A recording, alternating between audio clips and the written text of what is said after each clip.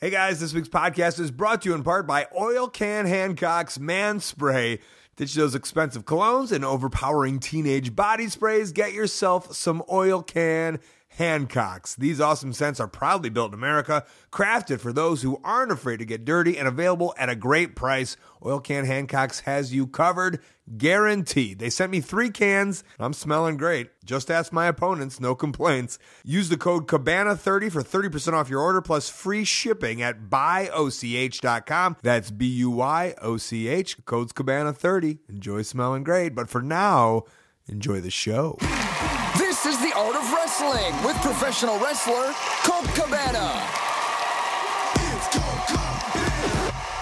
All right, how you guys doing? Come on in, sit down, relax. You're about to listen to the Art of Wrestling, a professional wrestling podcast. It's a life podcast. It's personal journals, an entryway into the minds, the souls, the hearts, and lives of the people involved in the world of professional wrestling. I am your host. My name is Colt Cabana. I'm a podcaster. I'm a traveler. I'm a commentator. I'm an author. I'm a video maker. Most importantly, though, I am a professional wrestler.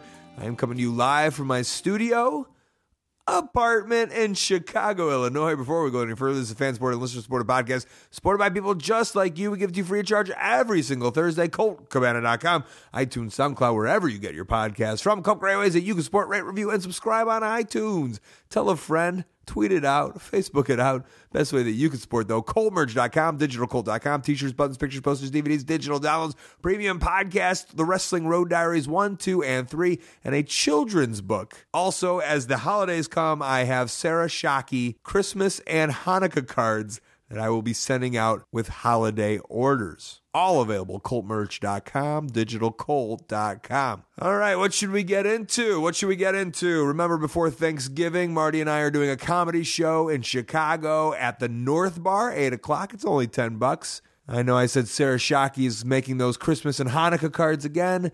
Don't be surprised if she shows up, or maybe some characters that sound like her in some kind of way. Always a fun way to bring in Thanksgiving. Jay White is the guest this week. New Zealand's own Jay White, the Switchblade. Do they call him the Switchblade now? Are you a big fan of New Japan Professional Wrestling?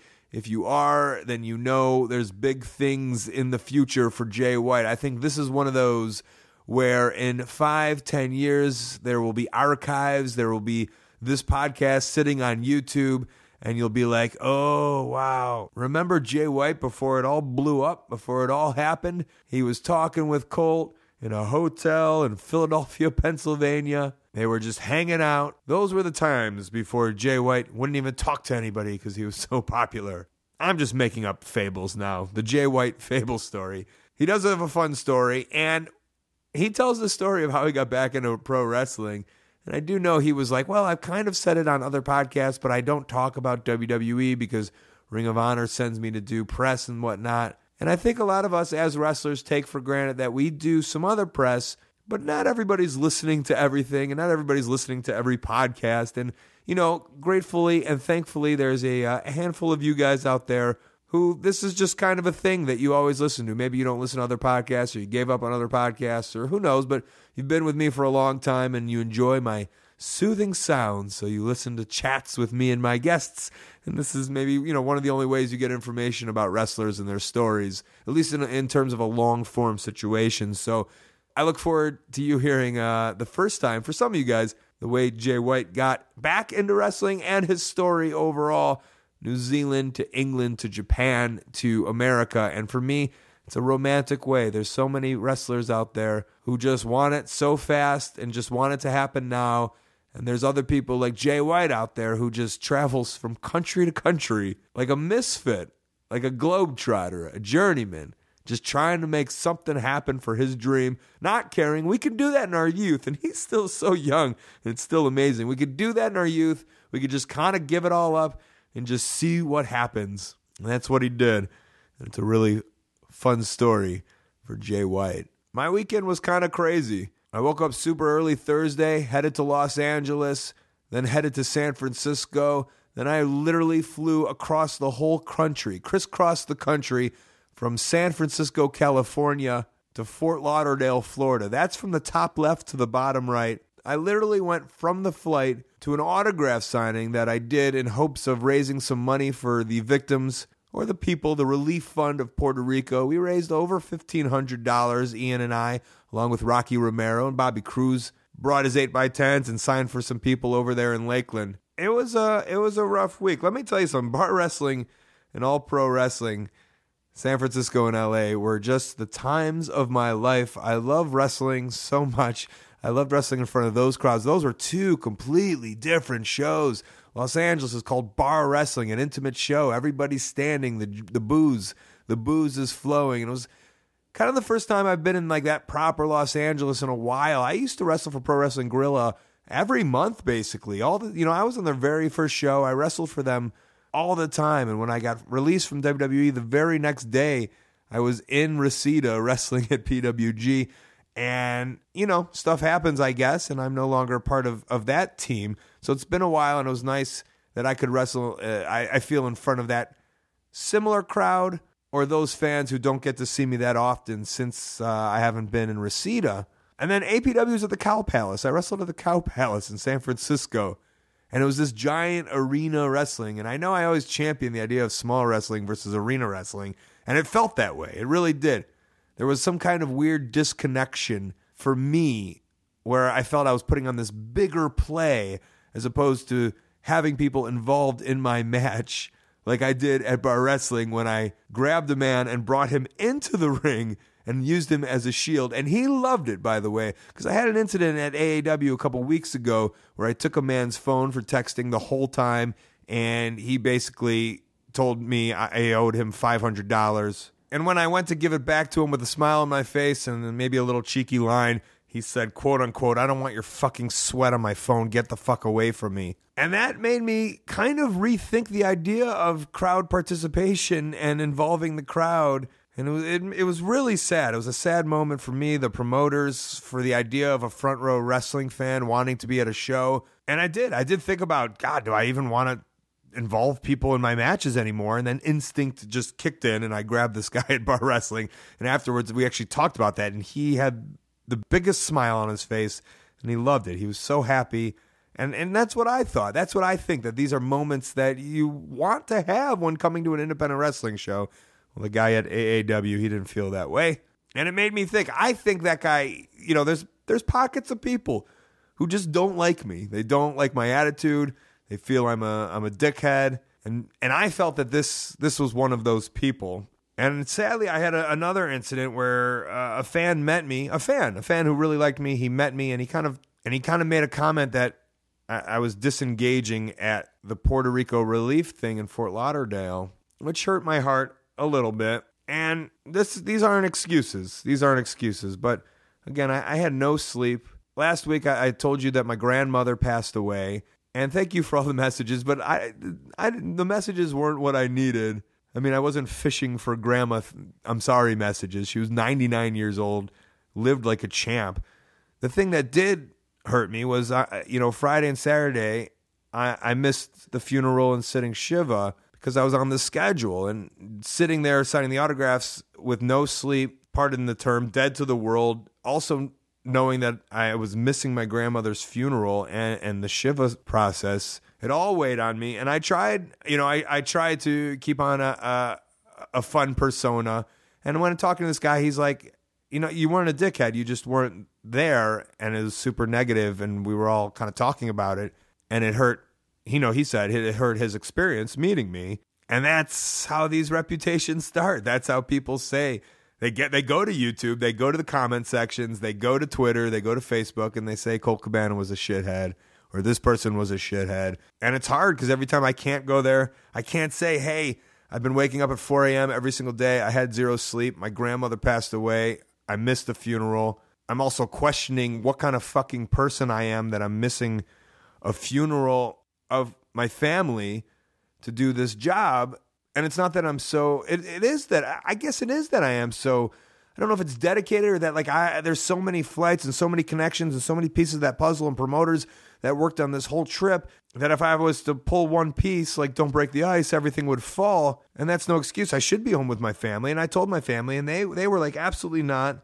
you were with your grandmother on her dying days. You were with her, and I was at the hospital, for a couple of days before, she passed. And thankfully, I had the support of my family who completely understood and said, go, go, go. And they said, it's not even a question. And so it still weighed on my mind. I kind of felt like a shithead. And then I felt like a shithead because I'm giving out these bad experiences. And believe me, I'm not looking for you or anybody. Please, I don't even want to hear a tweet or an email or anything like that. But this is me expressing my feelings, or this is me expressing the lifestyle of a wrestler on this scene. And I hope you guys understand and are empathetic. Don't see me as pathetic, which I know you don't. And that's why I love you guys. You guys have been with me for so long. You've listened to the show for so long. And I truly do appreciate the core listeners to this show and people that enjoy this kind of spiel that I do. I'm about to do a spiel with my friend Jay White, my new friend who I met maybe the last year as he became part of the Ring of Honor roster and now has headed back to New Japan, where he will face Tanahashi at the Tokyo Dome. And I'll be there for that, not because I'm wrestling at the Tokyo Dome, but I'm wrestling for DDT the night before. And I'm going to sneak my way right in and watch that show. Hopefully some of you guys are there. You can say hello. But I say we get into this talk with Jay White. And before we do, we'll do a song of the week. And before we do the song of the week, we'll promote its sponsor, which is Stamps.com. And let me tell you, I'm shipping out these children's books, and Stamps.com is literally saving me hours of work. Just doing it on my computer, then telling the post office to pick them up at my door. This is as real as an endorsement as you can get. The holidays, they're coming up. The post office, it's going to be nuts. You're going to be running around. I'm running around. Buying and printing official U.S. postage for any letter, any package, any class of mail from your computer and printer, then having the mail person pick it up is such a lifesaver. Are you worried about postage costs and weights? It's all right. They're sending you a free digital scale. They'll even tell you the best class of mail to send it. It's what I use even before they came on as a sponsor. If this sounds like something you should use too, you can enjoy the Stamps.com service with a special offer that includes a 4-week trial plus postage and that digital scale without any long-term commitments. Avoid the craziness of the holidays at the post office. Go to Stamps.com, click on the microphone at the top of the homepage, and type in Colt. Stamps.com, enter Colt, and never go to the post office again. The song of the week is by Allah Mathematics and Eddie Brock out of California. Find him on Instagram and Twitter at Eddie Brock661 and support his music over at EddieBrock661.com. The song's called Villain Instrumental. Enjoy it, and we'll be back with Jay White. Tired? Yeah, I was just napping as well. Did I wake you up? I think I had an alarm set, but quite often You don't know how these... Am I meant to be talking to this now? Yeah, you're talking. Oh, okay. You just don't know how American phones work. It's a little too... I'm not very good when I get woken up either by alarm or by someone else. I'm like not functioning. I'm at about 20% of actually knowing what's going around or what's going on around me. So I like just do the alarm by habit. I mean, so one of the big things as a grown-up now, how old are you? 25. I was 25 just over a week ago. So I don't even know if you're a grown-up, but me, happy birthday, bud. Yeah, cheers. Thanks. As I've decided I'm a grown-up, one of the big things about my life and the way I wanted it to go moving forward was that I didn't want to have to wake up with an alarm. Like, that was a life goal I set for myself. Yeah. The idea of just like, I can wake up whenever I wake up, and that works as a wrestler. I wouldn't feel comfortable just like relying on that. Like having like a flight in the morning, I'm just like, am I going to set an alarm? Nah, I'm just going to test myself. I think the monks can do that. Right. I just mean in terms of, I'm saying when I travel for wrestling, that kind of, it hurts my business plan here of never having, right, obviously. True. So then I'm like, motherfucker, once a week I have to wake up for this alarm. But in a perfect world, like, I don't want to wake up, be groggy, have to be like, oh, fuck, what am I doing? Yeah. Which you had to do. But I guess it is something, when you travel back and forth, because I was thinking, I'm going to Japan, and then the next day I get home, and I'm going to go take a booking in Denver. So I realized, like, I'll have, who knows what my sleep schedule Yeah, you're going to be all over the place. Right. Yeah. I don't know if that's something you've found the hard way. Making plans after a trip. Yeah.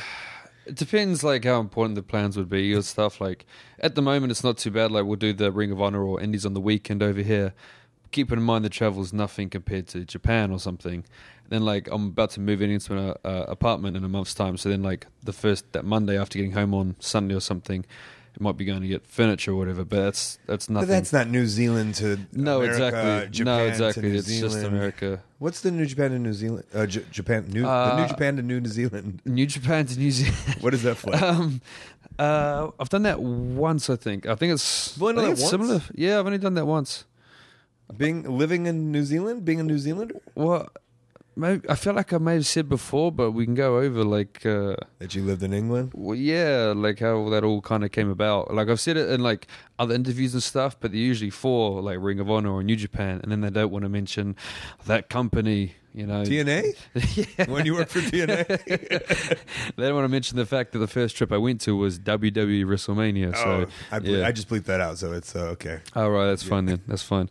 But you know, the trip from New Zealand to Japan is, I want to say it's like 12 hours, roughly. It's around the similar to from here to Japan. I feel every trip is 12 hours. Any It's international something trip like is that. 12 hours. Yeah. Even yeah. the America to Scotland that I do a lot just seems to be, it's really 7, but it just seems to be 12. Yeah, it is. And even then when I had like, when I flew from New Zealand to England, it was 2 12-hour flights. So, yeah. 2 12 hours? Yeah, it's like roughly 24 hours Oh. to get there. I mean, I don't know. It might be better if you get a better flight, but when I first went, I took the cheapest one I could. Whatever you could. And I flew from like, where is it? With like Malaysia Airlines to Kuala Lumpur. I was lay over there for a few hours and then fly from there to London. Right. So, So when this is happening, I guess some context, you're still in America, but when this comes out, you're going to be back in Japan. I would assume so, yeah. Yeah. Yeah. Depending on when does that let this come out.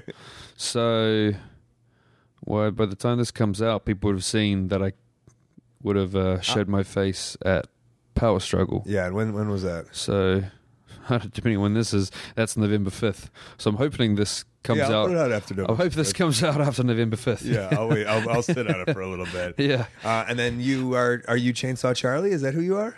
A Chance Out Charlie. Chainsaw Charlie? I don't know who that is. Oh, they had New Japan what that is. was promoting someone new coming out.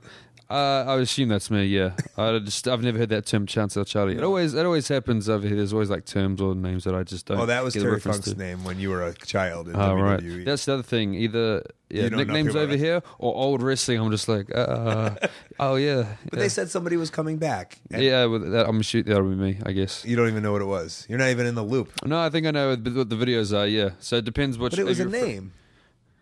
Switchblade. Switchblade. That's Yeah, what it is. yeah, there Johnny you go. Switchblade?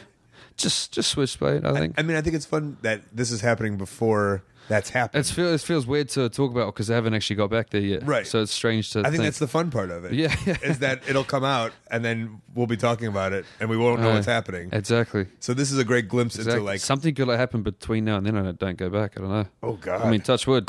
Still got 2 matches to go. and you guys in New Zealand, you call it touch wood. Is that not a Knock thing? on wood. Knock on. Oh, yeah. Okay, there you go. Different terms used. Is it for different? Yeah, touch wood. I think is the Okay. one to go with. So in your head, you're Switchblade man? Mm-hmm. Yeah. I like knives. Is that going to be your name over there now? I think it'll be Switchblade Jay White. So I think what do you I'll think? still Have keep they haven't talked to you about being Switchblade man? Briefly. Like, what's that going to be? Do you know? It's the I think the idea behind it is this kind of. What's the language deal on this? We can Fuck shit, cock, there we go. balls. It's basically kind of like no bullshit. It's like straight to the point, like aggressive stuff like that. So the original term that the guys gave me that they want to kind of base around was razor sharp strike style, and I didn't want any name or anything associated to it to have the word razor because it goes back to kind of Razor Ramon, That's what I Razor was Ramon when thinking. people would think about that. So we kind of came up with. Switchblade Jay White as well to go with that similar idea that they gave me. What if you did? You had the little one hair coming down, Just like Razor Ramon. nah. I don't know. I mean, I could. Who knows? I don't even know what's happening with my hair at the moment. That's something that everyone always brings up. Did you have wherever I go. weird hair? It's like, in Japan, it was like a long mohawk, and then since then I've been growing it out and hence growing the sides out. And whenever I go and people know me, they're like, "Oh, what?" Especially when I go back to England, and then my friends that kind of knew me when I was training, they're like, "What are you doing with your hair?" I'm like, "Well, I'm growing it out and whatnot." Like, why don't you just cut it the same length? Oh, well, it works for wrestling, when I wrestle, like, it's wet and it's down and stuff, as opposed to just being like a bowl cut that's like mid-awkward length the whole time, so. Which I know, it's just funny you said that, because I think I made a comment the other night when it was not wet, and then when you went out there, it looked great. Right, yeah, it's different, yeah. I mean, it's fine when it's wrestling, it's down, it's wet, but I'm not going to walk around 24/7 with my hair just sopping wet and whipping it around. So you're on an excursion right now. Mm-hmm. That's what they call it, right? Yep. Like, what in your head, what does that mean to you? I don't know, as a wrestler. Were you excited about it, or? Yeah, it was. It's pretty special because that means with New Japan, if they send you on an excursion, they're really treating you as one of their own guys, like Japanese style. Because they're flipping the bill for this, huh? Yeah.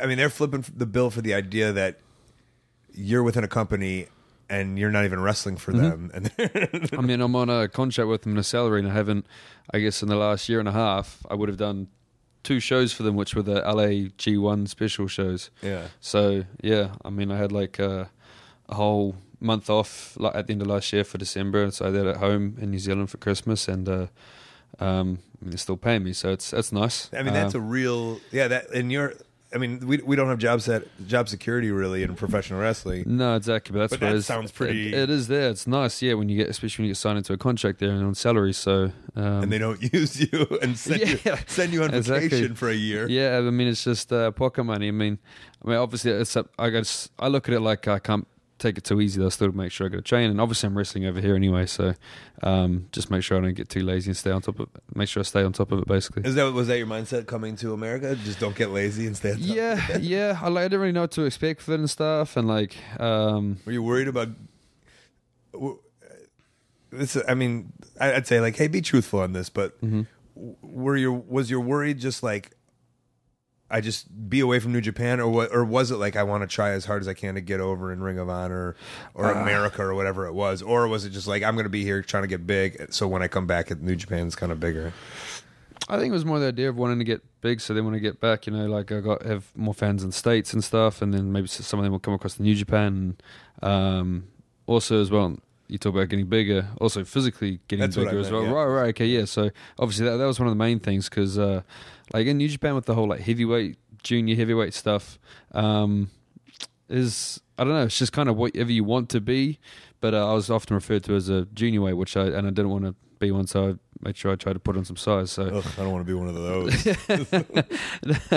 But so that was one of my main goals, was to do that. And they said to me that they want me to get bigger as well. So. Yeah, that was one of the main goals. Being a junior or a heavy is whatever you want to be? Well, like, I mean, you get guys like, for example, some of the heavies, like, here's an example, Taguchi.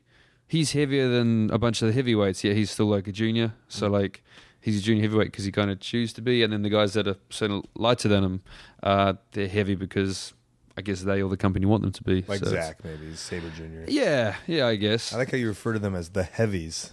The heavies. Colt? The heavies. He's a heavy. I'll take it. You might be super heavy over there. Thank you very much. Oh, I feel it right now, too. Unreal. And then, so your excursion has been you living at Alex Shelley's house? Yeah, I started off in New Jersey with Suma Sakai and her husband, David. I was there for like a month or so, and then for the last half of last year, I was kind of back and forth between there and England a bunch. So I had like some bookings over there, and because that's where I used to live, I had a couple of weeks there when there would be gaps in Ring of Honor, and I have a booking in England. I'd get the time, like that extra time over there. So I did that, and I was back and forth, and then eventually, I think it was September last year, I did 2 weeks at Shelley's place, then I was back in England, then back to his, and then I had the end of the year in New Zealand, and then since the start of February this year, I've been there pretty much the whole time. So what have you taken back from like America? I like this idea. It's hard with the Japanese where I'm like, well, what do you think of America? They're like, oh, good food. It's can't really have a conversation in terms of that. I mean, the food, I like the fact with food is there's just so much choice pretty much everywhere you go. So that's nice. And it's a decent portion size. The other weird thing is like, and guys will notice in Japan, and for someone that works out, like the protein sizes in their foods over there, what they think is like a good amount of protein is like, it's like 5 grams. They've got these little pouches, jelly pouches, and it's like, oh, protein 5,000 supplement, and it's like 5 grams of protein. It's like, well, okay, I got to have 10 of those for something decent. But so that's nice over here, is to have nice proper what about us as of people? Food. usually loud. Like I know people often ask me that. They're like, okay, what do New Zealanders or other people think of Americans? And I think one of the ones is that they're kind of loud, and I would agree that majority of them are kind of just loud and can be over enthusiastic, whereas it's like a polar opposite to New Zealanders, which are very laid back. Like I speak quite monotone, and most New Zealanders do as well. It's very chilled out and laid back, as opposed to Americans who will really open their mouths when they talk and just like basically be you, I guess. Yeah. As I said that, I've just got the picture of you doing your pose, the bicep and the wide open mouth. So do you relate to like that island life? Is that what it is? Like New Zealand? Yeah. In terms of being like laid back as such? I don't know. I mean, tell me about growing up in New Zealand. Did you just live on a beach? Pretty much, yeah. Like, well, I lived in a really nice area, so that was people always when I moved from there to Portsmouth in England, which is like a lot more dull, and it's technically on the water. I was just gonna say it's technically on the water and on the beach, but like their beach, there's like stones and grey water, whereas where I lived. When I left, like we had like an estuary out back that went under this bridge. There was a wharf you could jump off. They would wrap around to this nice beach, and then there's just the whole area I live in. It's just surrounded by like different beaches that are 5-10 minutes drive apart. So it was really nice there. I had nice and easy growing up, I guess. Like nice area, beaches, and when I've been to places like Portsmouth and in certain places over here that aren't near the water, they would think where I grew up is just paradise. But I mean, you can't take that for granted, and when you live there, I guess, but also at the same time, you just kind of get bored of it. Is there shit places in New Zealand? There's got to be. Yeah, there's shit places there. I mean, there's shit places everywhere. Like if you go into like Auckland City and stuff, there'll be certain places. Like I know where, for example, where Bad Luck Fale grew up, he had it a lot rougher there. So there's shit places everywhere. When did you move to Portsmouth? That was how old were you? 20. So I literally got there. I left New Zealand when I was 19. I went to a little island called Guernsey in the Channel Islands. Where's that? It's in the English Channel between England and France. So okay. One of my best mates, he's from there with his family. They moved to New Zealand years ago, and then they moved back there. And then as I just kind of packed up and left. This wasn't for wrestling though. No. I didn't tell anyone that I wanted to be a wrestler, or that I was leaving to be a wrestler. Is it near a wrestling? No. It was like my starting point, because I was like, well, America seems quite difficult to find. Like I was like, if I'm going to train there, I'm going to need a job, and I don't know, it's just difficult. But I've got a European passport, so I could live and work in England. So I thought, maybe there's better opportunities there. So I went to Guernsey just as like a starting point over that side of the world. I did like 10 months there from 2012 till about the 10th of January 2013. But no wrestling though, just to see if you could live outside of New Zealand. Kind of. Like, I don't know if I planned to stay that long. It was just I don't know, it was almost like my gap year type thing. And that was one of the funnest years of my life in 2012. It was just very relaxed. I just kind of worked for cash for my friend's dad or people he knew on the island, because it's you had such buddies, a small. Yeah, and then obviously I made friends there and stuff. So at first it is that was the first thing, just completely moving away from home and different lifestyles. So it was a bit daunting at first, but then got used to that, and then it was daunting again when I went from there to Portsmouth in started January 2013. I took a little car I had, packed that up, took that over on the ferry, and didn't have a place to stay, staying like a backpackers for a week while I managed to find a... What does that mean? A hostel, you mean? Yeah. So I was sharing a room with 4 guys in bunks. Well, you were 22. No, 20. Yeah, 20. Yeah. 20, that's the way to do it. Yeah, it was fine. But it was just, I didn't have a job there. I hadn't told anyone I wanted to do wrestling. The only guy I'd spoken to was a UK kid, because I'd emailed him about coming over. Then I said I was over, and a few days after being there, I went down to the school there. And he was in Portsmouth. Yeah, so that's why I went to Portsmouth, because I knew the school was there. I thought Mark Sloan's school was in, or maybe not Mark Sloan's school. Was Mark Sloan's school? Is that Andy's now? Yeah. Yeah. So they both were, and the very first time that I searched for a school, I think it was Andy's, because didn't Andy used to run IPW with I can't remember the other guy's name.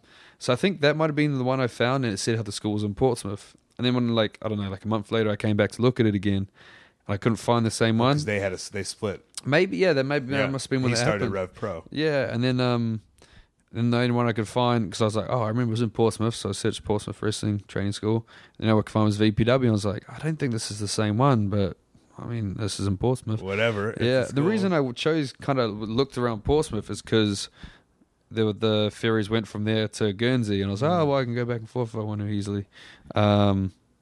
But so that's why I kind of looked at Portsmouth. So it's all kind of chance that it worked out that way, really. So UK Kid was your trainer? Yeah. So then eventually I went down and met them. Did like a night there, and then decided to want to stay there and do that. And he said to me the first night I was there, he's like, so you haven't tried this before? I was like, no. He's like, don't you think it would have been smart to maybe at least try it before coming to the other side of the world? I was like, yeah, you got a point, but I'm here now. So So tell me about.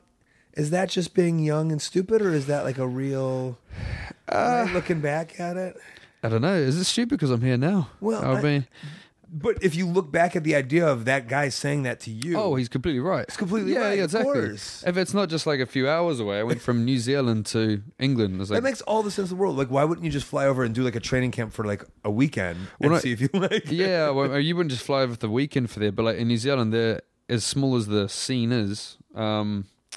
I could still have at least tried it there. Oh, you could have. Yeah, you could have went. I could have tried it in New Zealand if I wanted gone to. Before a show at least. Yeah. But I mean, like I said, I didn't tell anyone that I was doing it, and I don't know. I also wanted to get out of New Zealand. It's something new and but that's fresh. also, I feel that's a youth thing. Yeah. Where it's like, hey, I'm young and whatever. Let's just. Yeah. I got 80 years left. Full of belief and whatnot. Okay, so tell me. The story, the original story, which you said you shared before, but I'd like to hear it. I haven't heard the full thing. So how I got into it basically is in 2000. I finished school the end of 2010. Then college or her high school. So high school. Yeah. So I was like 18. Finished that. I did a very brief stint in the army. I got in as an officer, and I did like the initial training, and then before they did the extra commissioning course, I left because I didn't enjoy it. And why'd you want to go in the army? I don't really know. I think it was like, oh shit, what am I going to do out of school? And I was like, university was never an idea. I wasn't interested in it. No. Yeah. And then an army just seemed like the only. Otherwise, it was just you sitting on your mom's couch. I don't know. Yeah, I don't know if it's more of like a panic decision, like, oh, I'm going to find this, and then like before I knew it, I was like further steps along, and next thing I know, I'm in Waiouru. I'm like, holy shit, what's happening? What's that? Waiouru is the place where it was. Sorry, Waiouru. That's just where it was training. Okay, but did that, and then like I left and came back and didn't really know what I was doing. Started working for my friend's dad doing construction, and then I was labouring at this house one day. And then on the radio, they said they're going to do a competition to send someone to WrestleMania. I was like, oh, shit, I always wanted to go to WrestleMania when I was a kid. Like, why not? Like, I haven't watched wrestling in a few years. But I was like, oh, okay, I'll call up and see if it'll work. When did you get out of wrestling? I want to say... Do you remember the era? 2007, maybe just after WrestleMania. Like, who was it? Like, someone... I don't think it was like a reason for the wrestling itself. It's just kind of Dudley Boys again. I'm out of here. I can't say that. Bubba's around. I know. No, I don't think they were even there at that point. Cause, I remember there was like a Royal Rumble where I think it was Ric Flair and Hogan and Sid Justice, and I remember like Sid Justice. I was just like, ugh, I can't stand this guy anymore, and I kind of like got out of it for like a month. I don't think that happened with me as such. It just kind of being at that point, I would have been 2007. I would have been like 15, 16. I just started doing other stuff, I guess. Army stuff. Yeah, well, not even army stuff then. They would just would have been going out more. Yeah, probably it wasn't cool to watch wrestling, I guess. But so from like I guess mid 2007, and then this is start 2011 now. In what would have been, I guess, I think it would have been March, because then Mania's around April. Okay, the radio's playing. They say, hey, who wants to come from New Zealand exactly. So they to America? So I called up and I managed to get through to do like this competition. You had to do a debate with someone else about whatever topic they gave you. I won that debate, and then they put you in a draw. And then they did this for multiple times. What was the debate? It was about chick flicks are the best thing in the world. So just a pop culture thing. They'll give you a random thing. Or was it by luck that you won that? I think the reason I won was because we used to have these, like, I think you have them over here, like on the receipts from like supermarkets or whatever. They used to be called super dockets. And docket is that a name for it over here? Receipt is a docket? Yeah. Okay, but like super docket, and they had like vouchers on the back and stuff. And one of them was for back when you still hired out DVDs or video games. There's a place called Video Easy, and they'd always have 2 for 1 like new releases or whatever. Yeah. And so when I had to argue that it was the chick flicks were the best thing in the world. And I think I said something along the lines of like, oh, if you've got like taking a girl out or you're having a girl around or something, it's cheap if you just take one of the super dockets down, you can get 2 for the price of 1. So they're like, oh, I love how he pitched Video Easy, blah, blah, blah. So they said that I won that. Local reference. Yeah, exactly. You know, people can relate to it. Yeah. So, yeah, so I got in the draw. They did that multiple times every day for the next, 2-3 weeks or whatever. And then they're like, oh, we're going to be doing the draw this day. And I was back at the same building site. It was actually quite lucky we even had reception because at my boss's house we would often be. There was no reception there. But anyway, they're like, okay, we're going to do it at 8 a.m. So I go and I was like, finish what I was doing for a bit. I've been working for an hour already. Go and sit down next to the radio and just get my phone out. And they're like, okay, we're dialing the number. So you hear this beep, beep, beep, beep, beep, beep, and goes silent for a second. My phone starts vibrating in my hand and this number shows up. Like, I was just, I was just in shock. I was like, oh shit, answered. And then I was like, is this ZM? The radio station was ZM. And then they're like, Jamie. Yeah, and obviously then they said, you've won. And I was like, got up and started yelling and jumping around.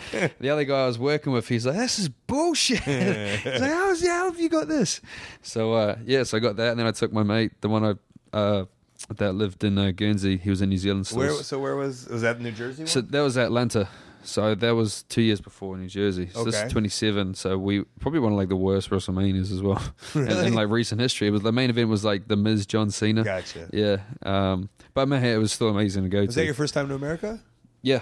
It was first time. And so did they put you in a nice hotel and stuff? Yeah, we're in like the Marriott Marquis down in Atlanta in the city there on like the 40-something floor. So all flights, tickets, accommodation, all paid for Mania, Access, and Hall of Fame. I remember, I think it was at the Hall of Fame ceremony watching Shawn Michaels speaking and going in. It was kind of like remotivated me because I always wanted to do it when you're younger. I think every kid does, and then they watch it, and then you be realistic and think it can't happen. So, do you think the idea of being around Mania and all that and like that community? Because every year when we do this Mania stuff, it's just like you just see all these like wonderful wrestling just heads coming out, and there's just so much like positivity, and I don't know if like that's like contagious almost. I think it is like I was at Mania this year, and there's just such a cool energy around, and you can't help but being like motivated by it. I wonder if a little bit he says like why wouldn't I? Or, I don't know if it's I got to be a part of this, but like why wouldn't I be a part of this? Yeah, my thinking was, I remember the main thing I thought was, well, I never thought that I would even go to WrestleMania, and like this has happened, like. Take as a sign or however. So I was like, well, if this can happen, then why can't I? Why, if I actually do everything I can, what's the reason I can't? So then that kind of, from there, like triggered a little plan in my head. And you had no other goals or anything, right? Say at that point, not really. There wasn't anything I really wanted to do. I always used to want to be like a cop. I think that's how the army thing started because I was applying to go in the police, but it takes so much longer. Did you want to be a cop, or were you that would be a nice job? No, I used to want to be a cop, and who knows, however things get up, that could always still be an option. But so then there was nothing else that I was really like passionate about. Whereas when I used to watch wrestling, it was, oh man, I want to be a wrestler. So then we went back, and then the rest of that year I did like in my head, I'm like, well, okay, I'm going to have to work as well, so I'll get my personal training certificate, because that was something I actually did enjoy, so I did that. That was actually, I cut my end of my finger off at the same time as well. It's a little random. Is that a fake finger? No, they managed to sew it back on. Oh my God. As you can see, they can't straighten it. You can see the two ends of the scar are there, and it like wraps right around. Wow. And what, a weight? No, that was doing construction, and it got crushed. We used to stand in concrete panels for like building structures. It fell off? It got squashed between. We had to pick it up and rotate it from its side to like stand on its end, and you try to explain it as simply as I can. The crane hook that we used to like rotate it, my finger got jammed in between the crane hooks. So as basically the guy lowered the panel but didn't lower the rope that was attached, so as he lowers that, the rope went tight and my finger was in there, and it just slowly squished through. And like somehow that tiny bit was still attached and blood was still getting to the end of it, so they could save it. Yeah. The pain, unreal or no? It was like if you squeeze your finger harder and harder, and then it just kind of went numb. Everything went numb, like in shock or whatever. It was weird. And then like a few moments after, I remember kind of like squatting down, just holding my hand up, and I had a glove on, so I couldn't see exactly what probably had happened. For the best, right? I think so, yeah. And then I remember going and sitting in the foreman's office, and it started to like kind of throb, and then on the ride to the hospital it started to hurt a bit, and I walked in and the lady says, I need help, I think I've cut my finger off, and she's like, okay, are you gonna faint? I was like, I don't know. I don't think so, but this has never happened before, so I'm not really sure. Like, I don't know how to go by these situations. So, then they took me through and cut part of the glove open and put local anesthetic in, and they said, we're going to cut the rest of the glove off. Your finger might not be attached inside, so it's up to you if you want to watch. I was like, okay, I won't watch, and I turned my head away, and as soon as they start to do it, I look back at it. And you have to look, right? Yeah, exactly. And then, because at this point, I can't really feel it. Like, I can see them doing stuff, but I can't feel a thing because they've put the local anesthetic injection. That hurts. That really hurt. Right. Yeah, but I look over and my finger's just like hanging off, and it was Dangling. real weird. Yeah, eventually once they like kind of sorted me out, the weird thing was she had to hold it back in place and wrap it up to like that for surgery.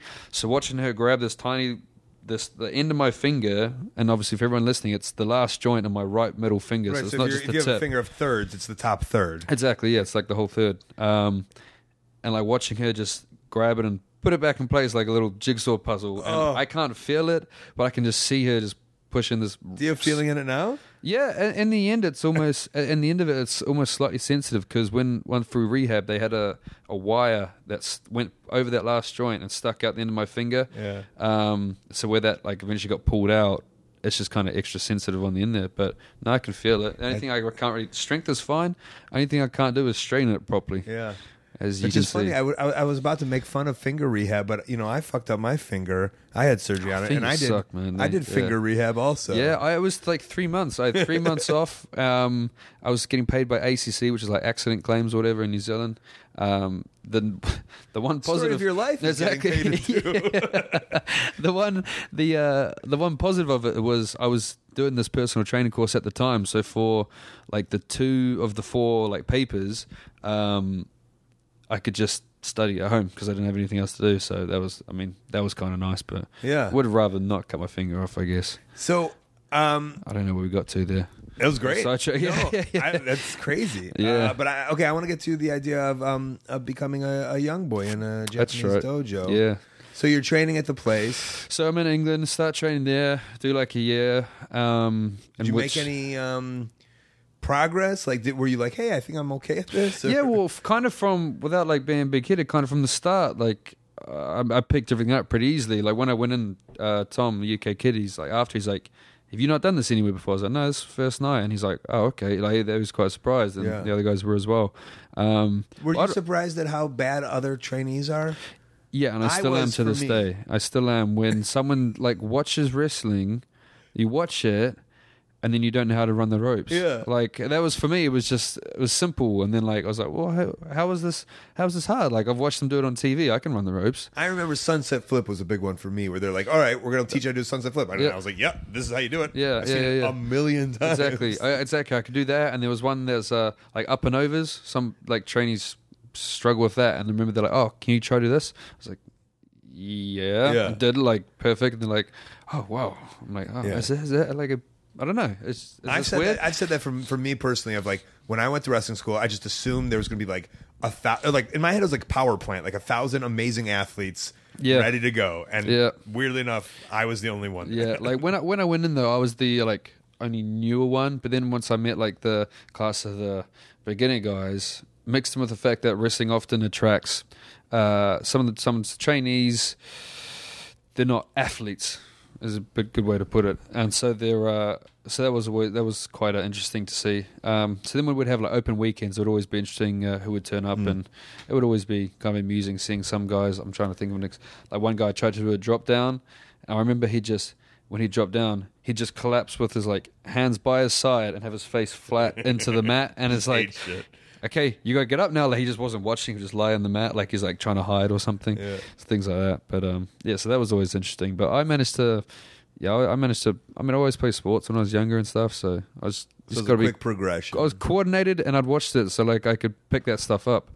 But yes, we did that, and I worked for All Star doing the summer camps out there. in my first year, so that was nice. You get quite a bit of a experience.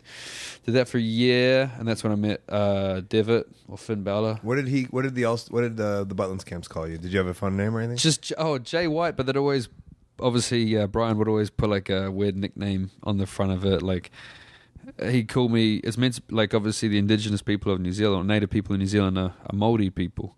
What people? Māori. Maori. If you were to say how it's spelled, it's like Maori or Maori. Gotcha, Maori. You kind of roll that R. Whereas like Brian Dixon's like, yeah, we're going to call you Maui J White. I'm like, okay, cool. Like I'm white and stuff, but I've also got your New Zealand flag, because they'd always have the flags come out. He didn't got me a New Zealand flag. He got me a Māori flag, which is like, it's like red and black, and no one anywhere outside of New Zealand would be able to identify what it means. But I was like, sure. And there would be like Jumpin' Jay White, and what are some of the other ones? It's like All Action Jay White. And then the best one though, actually, our good friend Marty Skill came up with it maybe in my second year there, because he used to be calling me Jumpin' Jay White for whatever reason. And then one day we sat there before doing one of the camps, and Marty's just writing something down for the announcer what my name's going to be, and it turned out to be Jumpin', Jammin', Jigglin' Jay White. So then half the time I'd come out to the song, It's Like That, and I'd be dancing a little bit and just having fun with it. Exactly. And that's the way. That's the one. Yeah, Still using those songs. Yeah, exactly. Yeah. So Marty gave me that one. So that was I guess a little nickname I had for a summer there. Okay, and then Fergal came around. Yeah, Fergal came around in February 2014, and he didn't. I don't think he really saw me wrestle. It was just more of like work ethic, doing stuff around the shows and helping with the shows. Which shows? Our own ones. We had our own ones. We did 3 of our own. And Tom, who's our own? VPW. VPW. Varsity Pro Wrestling. Oh, I remember that. Yeah. So we had him in our shows, and then that's how I met him. And he just said on the last day or whatever, he gave me his card, said stay in touch. He has a card? Yeah, he had a card. I've still got it somewhere. Yeah, I saved it for card? that. Yeah. Okay. Let him know what a nerd he is. Yeah. There's a picture of him like looking up at him as he's staying on the ropes, and it's got Prince Devitt, New Japan thing on it. All right. I think a lot of the guys have them, to be honest, out there. I mean, people ask me all the time, and I'm like, I don't have a fucking business card. Wait, just email me. Yeah. Yeah. It's called Facebook. That's my business card. I think that's what you should go with as well. Yeah. Just a business card that says it's called Facebook. Yeah, and then he got in touch. He went back to New Japan, spoke to them in Fale. Then Fale's the one they got in touch with me. Spoke about going out there maybe. They then came over to England for a Rev Pro show, and then I went and met them up in London. So it was Fale, Devitt, and Nakamura. And that's actually the same night I met Sabre Jr. as well. But that's a thing that there's probably 1,000, if not more, 10,000 wrestlers that want to do, right? Yeah, it's when people ask me for advice and stuff, I always tell them you got to put yourself in every opportunity available to you, even if you don't think there's anything to come of it or whatever. But you weren't like, hey, Fergal, can I be in the New Japan dojo? No. I mean, you were just nice and around him? Like our training and stuff was very much WWE based and stuff. That was kind of the goal and stuff. I'd seen a tiny bit of New Japan, but I didn't watch New Japan at that point or anything. That was more like I said, it's the reason he kind of, I think he went and mentioned me to them is because he could see that I'd fit in with the young boy style of doing all the other jobs and having the right attitude. That was the main point, is my attitude. It wasn't my in-ring. I think he might see me wrestle a tiny bit. And at this point, I've been wrestling for like a year and a half. So it's not like I'm amazing or anything. But yeah, so it was more my attitude that he went back and spoke about. I think Fadi told me his exact words that he went back and he said, was it with you Kiwis? I just met a guy in England. You guys are always just doing all the work. And Fadi had no idea who he was talking about. So when you say all the work, like in your head, what were you doing? You were just putting up the ring and working hard? Yeah, I mean, there was other guys that put up the ring, but I was never one that if we had a show, I was like, oh, no, I've got to work. I've got to this. Like, I made sure that wrestling was a priority and, like, work was fine. It was handy being a personal trainer there at the same time. So it wasn't necessarily the idea of, like, you were like a little minion at the show, but just that you were wrestling focused. Yeah, and I did it myself though. Like people would turn up late, and then like the days that we got to travel and stuff, I would be one to like drive the ring van. Even though I eventually got like I think I got a fine for it because I didn't have insurance on it. So yeah. Stuff like that, and like pick him up in the morning or whatever if they need to go to a shop or this and that. And I don't know. To me, it was just normal out there. Like you just got to.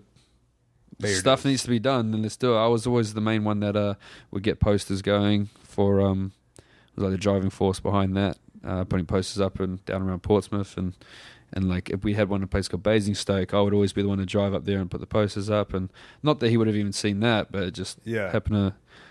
It's in your heart. It's in the way exactly. And I guess he kind of noticed that, and to an extent.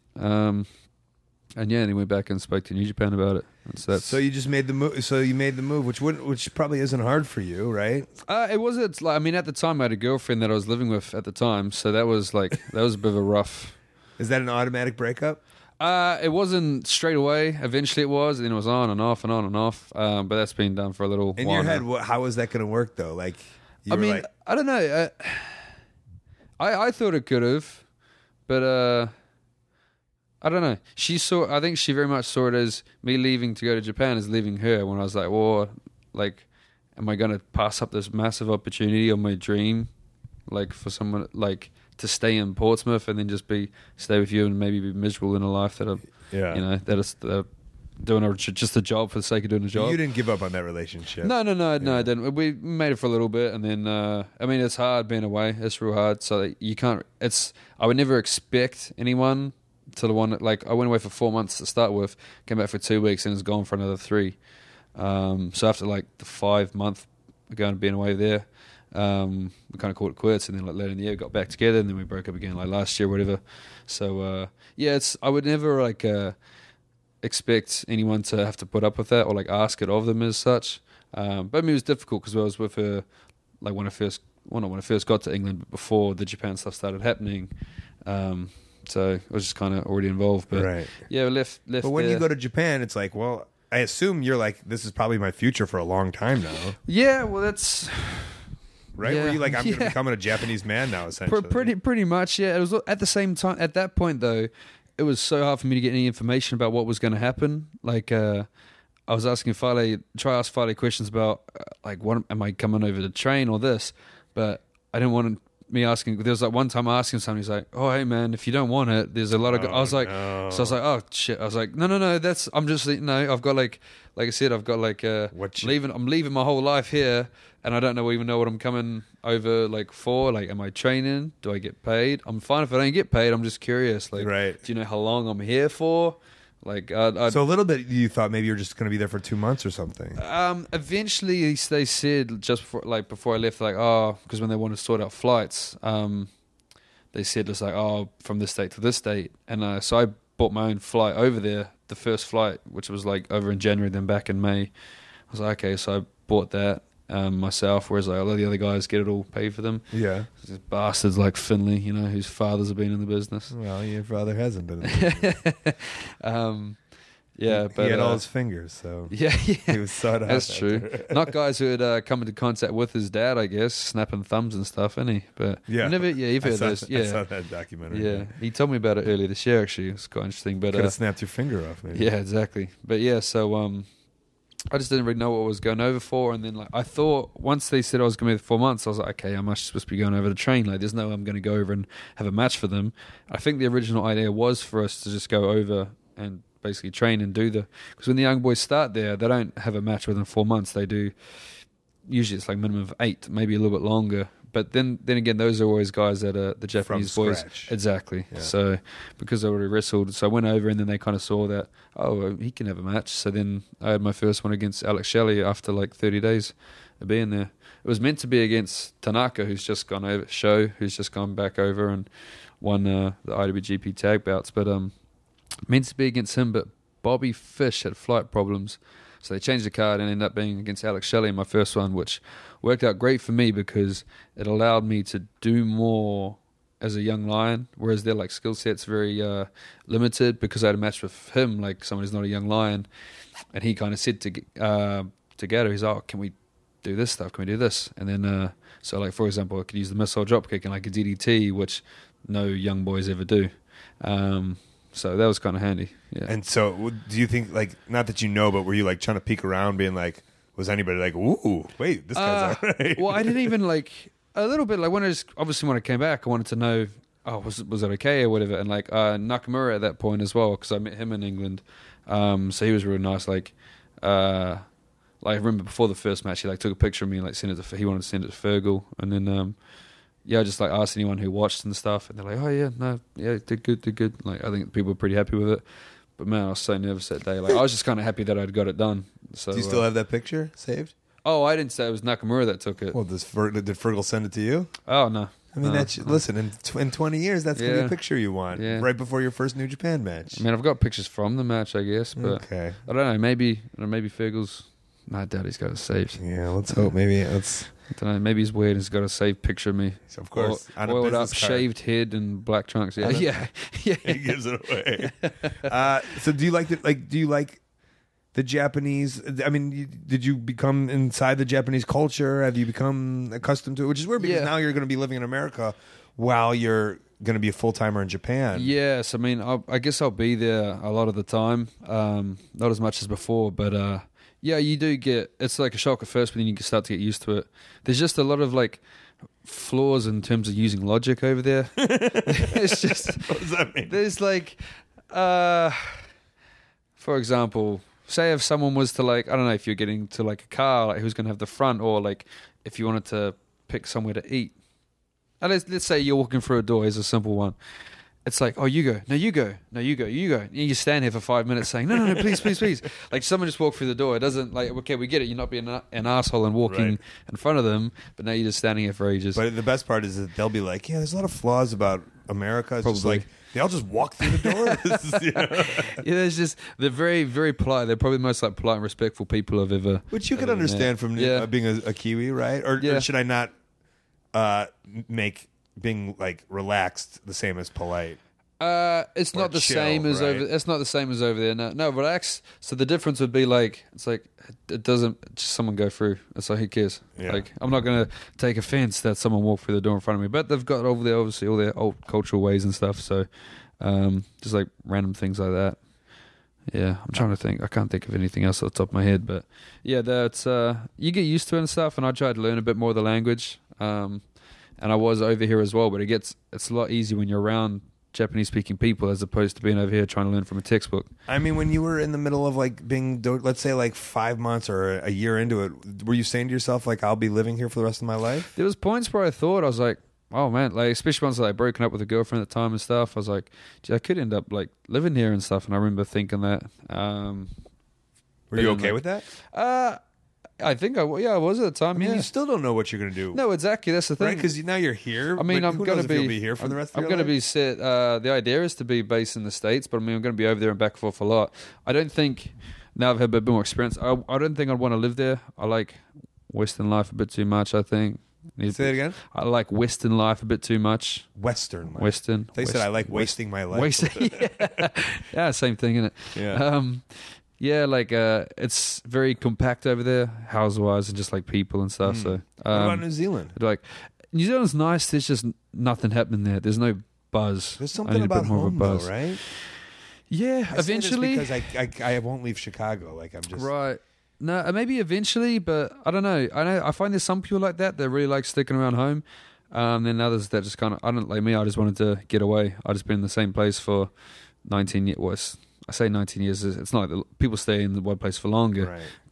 But I leave every. I'm on the road constantly. Yeah, that's true. Exactly. But I mean, maybe it's because Chicago's so centralized. I was just gonna say also New Zealand's way out of the way and stuff. Yeah. But yeah, I don't know. I just wanted something a bit more and different than the same old around there. So that was why I wanted to leave there, I guess. But maybe go back there eventually. But like I said, like and Osprey actually, he was there for like a month and a bit. Right. Recently, and he said himself, he's like, oh, at first I loved it. Then after like a week and a half, I was like, all right, nothing happens in this place. Like there's nothing going on. Right, he turned into the mayor of New Zealand and Australia for a day, didn't he? Yeah. Of Australia and New Zealand wrestling. He was causing shit with some promoter. Use that term loosely down there. I can't remember the guy's name. Did you see the video of that? No. I mean, if you get a hold of either of Will, I'm sure because they had it saved. He like. Yeah, I'd see him posting about like, oh, I'm gonna grow this scene and this and that and this and that. I did see him talk shit on a promoter. Well, there's that, but not a video, just a text. So he posted about like, I think the promoter was like supposedly handing out contracts or something like this, and I don't know if he didn't pay people. I think, but then so Will put a post up about that, and the guy made a reply in a video, sat in his car. and it's like a few minutes long, and it's amazing. Oh, really? It's awesome. The guy's just going off at will, like, who the fuck is Will Ospreay? No one's going to remember him in 3 years anyway, like this and that. It was... I've been promoting in this town for 24 years. Yeah, it's amazing. So it's worth getting a hold of that one, because the guy deleted, I think, his page and the video himself, but like Will and them downloaded it, so they had the video Nothing saved. like indie wrestling drama. Oh, it's awesome. Wrestling drama is amazing. The stuff that some people get like bummed out about is just yeah.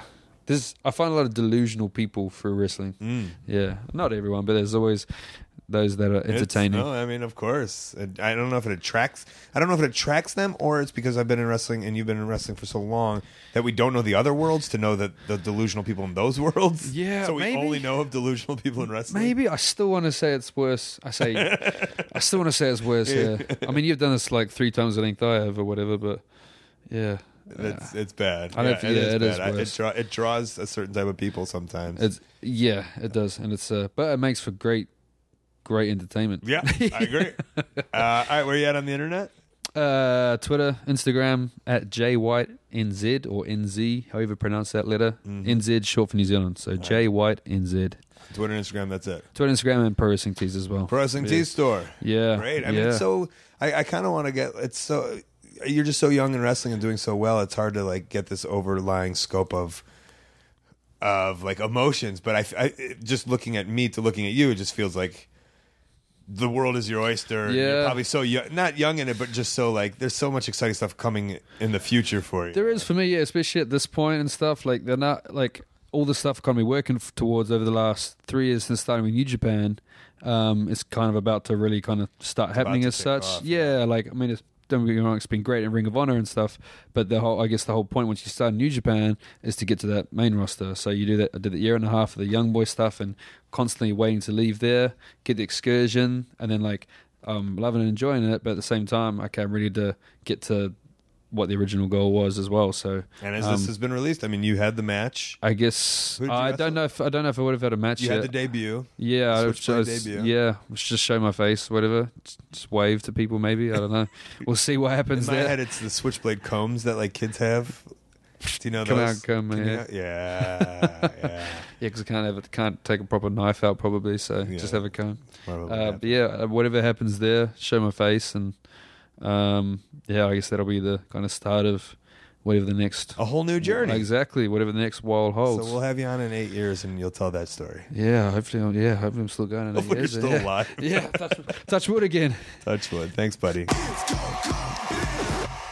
All right, kind of cool that we talked before that happened. It did happen. It went well, and he has set up a huge match. And that's him. He was Switchblade. That's the guy, in case you were wondering. Good little talk.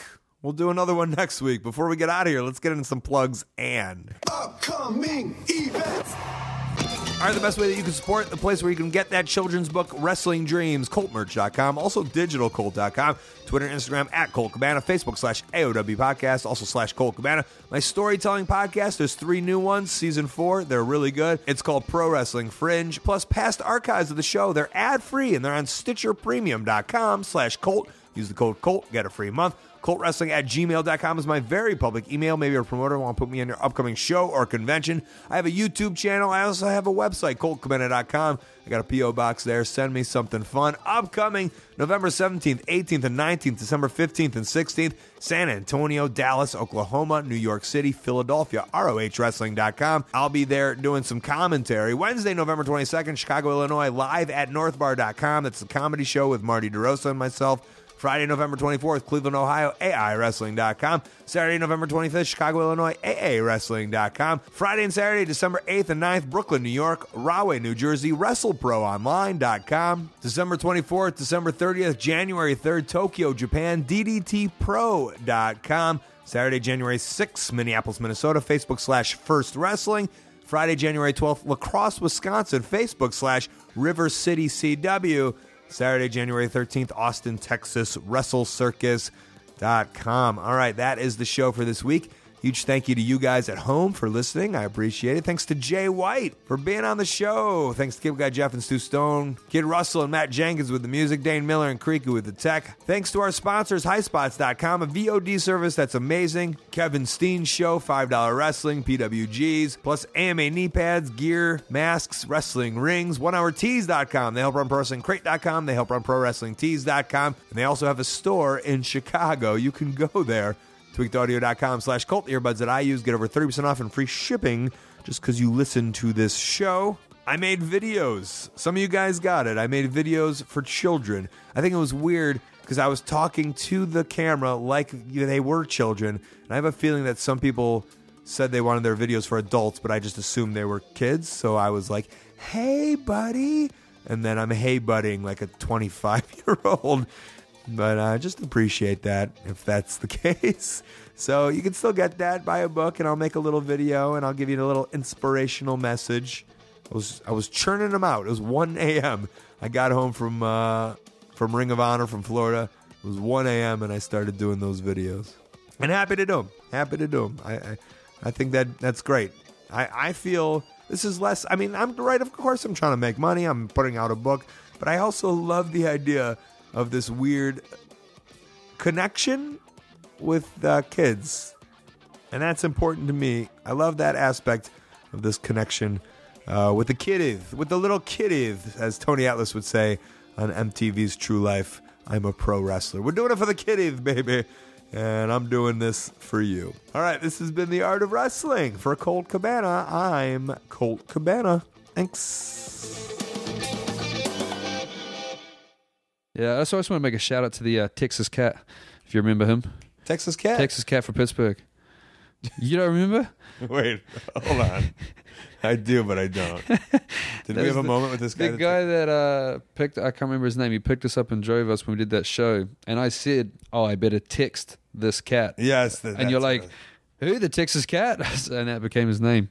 And that's the guy that I told you, he gave me a lift back. He told me how he's like a paranormal investigator in his spare time and all this, as well as being a nurse. And that he knocked his friend out with a super kick when he was drunk. So it was, yeah, Texas Cat. I'm glad we got that in. The shout out to the Texas Cat. Yeah, I don't even know if he knows we're talking about him. But for sure not. No.